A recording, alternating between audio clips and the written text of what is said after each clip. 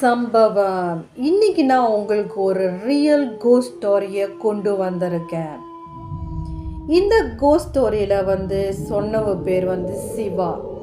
இவர் ஒரு பெரிய மிஷின் ஓட்டுறாரு. இந்த மிஷின் இந்த பெரிய பெரிய காடுங்கள்லாம் அழிப்பாங்கள, அதுக்கு தான் யூஸ் பண்ணுவாங்க. ஸோ அதனால் இந்தோனேசியாவில் ஒரு 10 ஏக்கரை அழிக்கணும், காடுகளை அழிக்கணும்.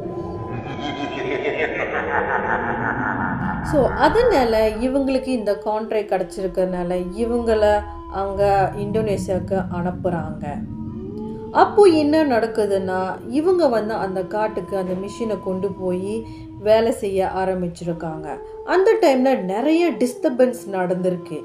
என்ன மாதிரி டிஸ்டர்பன்ஸ் நடந்திருக்குன்னா, திடீர்னு அவங்களாம் கீழே விழுகுவாங்களா, சம்டைம்ஸ் சாப்பாடெல்லாம் காணா போகுமா, திங்ஸ் எல்லாம் கண்ட மாதிரி உழுகுமா, இந்த மாதிரி விஷயங்கள்லாம் நடந்தானே அங்கே இருக்கிறவங்க என்ன சொல்லியிருக்காங்கன்னா, இங்கே இப்போ நம்ம இந்த மாதிரி விஷயம் நடக்குது, இங்கே ஏதோ இருக்குது, அதனால் நம்ம என்ன பண்ணோன்னா இந்த பேய் ஓட்டுறவங்களாம் இருக்காங்களே அவங்களெல்லாம் கூட்டிகிட்டு இங்கே ஒரு பூஜைகளை செஞ்சுட்டு அதுக்கப்புறம் வேலையை ஸ்டார்ட் பண்ணுவோம், ஏன்னா காட்டு ஏரியா அப்படின்னு சொல்லியிருக்காங்க.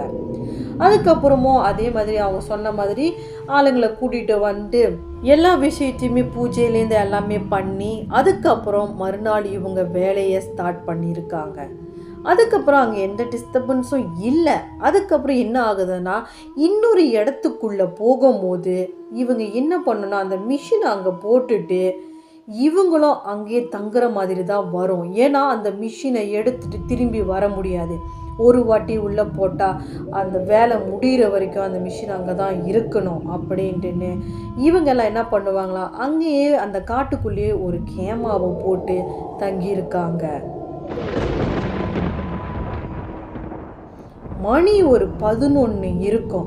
அந்த டைமில் என்ன ஆகுதுன்னா, அந்த இடத்துல கொஞ்சம் 100 மீட்டர் தள்ளி கொஞ்சமாக தண்ணி இருக்குது. அந்த தண்ணியில் ஒரு பெண் கோல்டு கலர் சட்டை போட்டுட்டு தலையில் கிரீடம்லாம் வச்சுக்கிட்டு அங்கே நின்றுக்கிட்டு இருக்காங்க. அந்த இந்தோனேசியாவில் உள்ள சில பேர் ஒர்க்கர்ஸ் இவங்க கூட வேலை செய்கிறதுனால அவங்கெல்லாம் என்ன சொல்லியிருக்காங்கன்னா, இது தேவதை, இவங்க நமக்கு நல்லது தான் கொடுப்பாங்க, லக்கு கொடுப்பாங்க, அவங்கள நம்ம ஒன்றும் பண்ண வேணாம், அவங்க இருந்துட்டு அவங்க பாட்டுக்கு போயிடுவாங்க, இது அவங்களோட இடம், நம்ம தான் அங்கே வந்துடுக்கோம், ஸோ அப்படின்னு சொல்லியிருக்காங்க. ஆனால் இந்த சிவாவுக்கு கோபம், நம்ம இப்போ தானே எல்லாமே செஞ்சுட்டு வந்திருக்கோம், பூஜையெல்லாம் பண்ணிட்டு, இப்போ மறுபடியும் ஒரு டிஸ்டர்பன்ஸ் வர்ற மாதிரி இருக்க அப்படின்னு.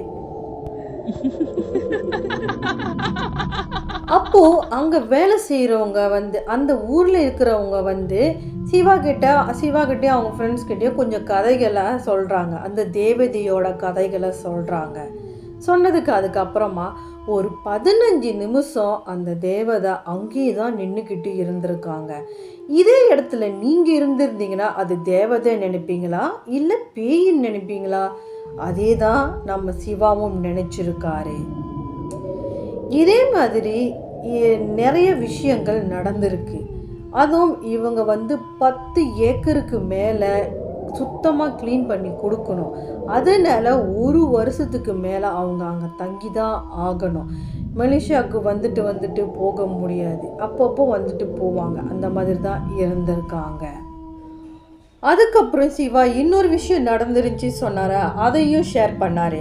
அது என்ன ஆச்சுன்னா, இவங்க எல்லாமே 5000 கிலோமீட்டருக்கு காடுகளை அழித்து முடித்ததுக்கு அப்புறமா அந்த இடத்துல நடுவில் மறுபடியும் இவங்க அந்த பெரிய மிஷினை பக்கிங் போட்டுட்டு அங்கே ஒரு கேமா கட்டி இருந்திருக்காங்க. அந்த டைமில் என்ன நடந்திருக்குன்னா, மறுபடியும் பிரச்சனை ஆரம்பிச்சிருக்கு.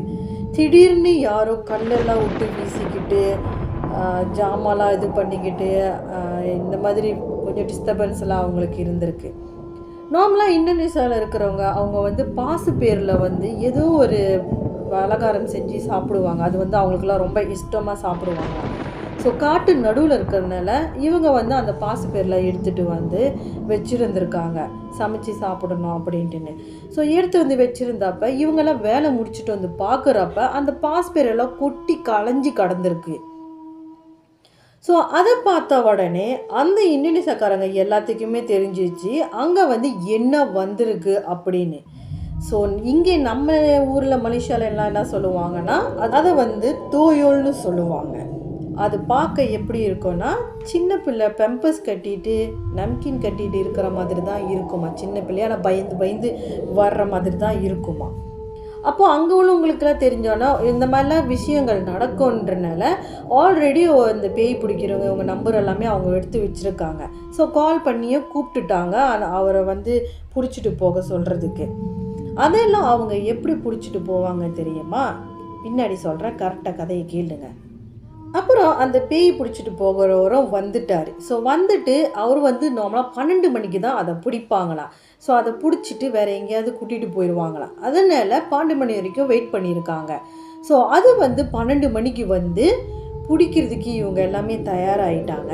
அதை எப்படி பிடிக்கிறாங்கன்னா, ஒரு சின்ன பிள்ளையை நம்ம எப்படி கூப்பிடுவோம், ஒரு சின்ன பிள்ளை எங்கேயாவது ஒளிஞ்சிக்கிட்டு இருந்தால் அதை எப்படி அழகாக கூப்பிட்டு பேசுவோம், அந்த மாதிரி இவங்க வந்து கூப்பிட்ருக்காங்க அந்த பிள்ளைய. ஸோ அது எப்படி இருக்குன்ட்டுன்னு இவங்க சிவா கண்ணுக்கெல்லாம் தெரியல, சிவாவோட டீம் கண்ணுக்கெல்லாம் தெரியல. அப்போது சிவா வந்து வெயிட் பண்ணிகிட்ருக்காங்க. அது எப்படி தான் இருக்குதுன்னு நம்ம கண்ணுக்கு தெரியுதா பார்ப்போம் அப்படின்னு வெயிட் பண்ணிகிட்ருக்காங்க. நார்மலாக உட்காந்து பார்த்துக்கிட்டு இருக்காங்க. அப்போது அது அங்கே வந்து அவர் வந்து எப்படி கூப்பிட்டாருன்னா, அந்த பேய் பிடிக்கிறவர் கீழே முட்டி போட்டு உக்காந்து பான் பா அப்படின்னு அந்த குழந்தையெல்லாம் கூப்பிடுவோமே அந்த மாதிரி கூப்பிட்றாராம். ஸோ கூப்பிட்ட உடனே அதுவும் அப்படி பயந்து பயந்து அவர்கிட்ட வந்து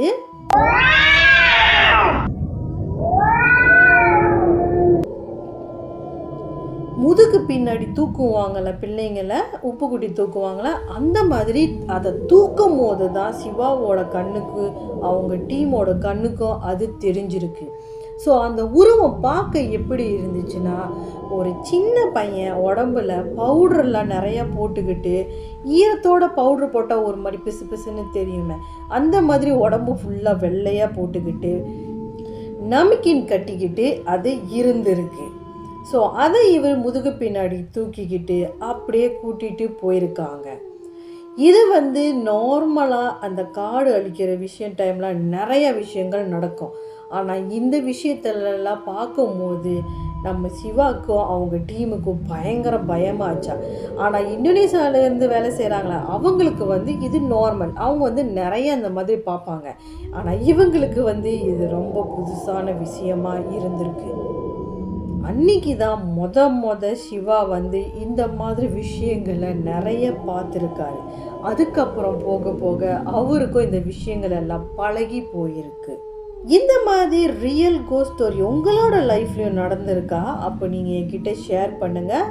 அந்த விஷயத்தை நான் மக்கள்கிட்ட கொண்டு போய் சேர்க்குறேன். நிறைய பேர் என் சேனலை பார்க்குறீங்க, ஆனால் சப்ஸ்கிரைப் பண்ண மாட்டேறீங்க. ஒழுங்காக சப்ஸ்கிரைப் பட்டனை தட்டி விட்டுட்டு உங்களுக்கு தெரிஞ்சவங்களுக்கு மறக்காமல் ஷேர் பண்ணுங்கள். அடுத்த வீடியோவில் உங்களை சந்திக்கிறேன்.